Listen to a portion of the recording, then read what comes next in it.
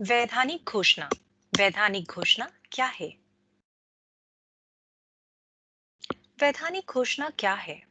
वैधानिक घोषणा उन तथ्यों का विवरण है जिन्हें आप सत्य होने की घोषणा करते हैं। इसका उपयोग सबूत के रूप में किया जा सकता है जब एक सहायक दस्तावेज का उत्पादन नहीं किया जा सकता। वैधानिक घोषणाओं के भीतर गलत बयान देने के कानूनी परिणाम होते हैं।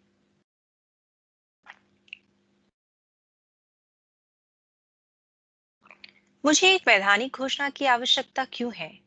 यदि आप एएमईपी ट्यूशन के विस्तार के लिए आवेदन कर रहे हैं, तो हमें आपसे विशिष्ट कारणों के लिए पूछना होगा कि आप कक्षाओं में क्यों नहीं जा पाए।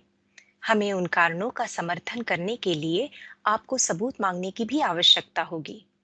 यह जानकारी गृह विभाग को दी जाएगी, जो आपके आवेदन के परिणाम के बारे में निर्णय करेगा।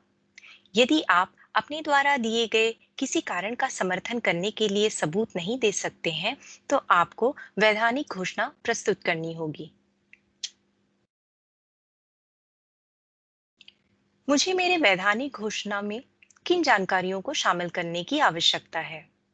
आपका नाम, पता और व्यवसाय, यदि आपके पास एक हो। उन सभी कारणों की एक सूची जो घटित हुए थे और जिसके कारण आप एएमईपी अनुक्रम में भाग लेने में सक्षम नहीं थे। आपके द्वारा प्रदान किए जाने वाले कारणों के लिए प्रारंभ और समाप्ति दिनांक या समय अंतराल पर जानकारी।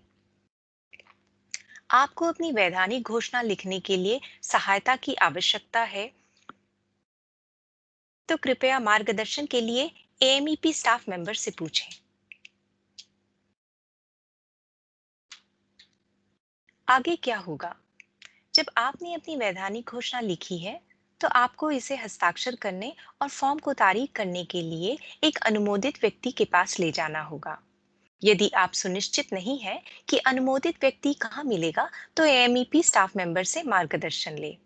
जब आपकी वैधानिक घोषणा पूरी हो गई हो और गवाह हो, तो आपको इसे एएमईपी स्टाफ मेंबर को जमा करना होगा, जो आपके एएमईपी एक्सटेंशन या विस्तार में आपकी मदद कर रहे हैं। वे आपको सलाह देंगे कि आगे क्या होगा। याद रखें, हम यहाँ आपकी सहायता करने के लिए हैं।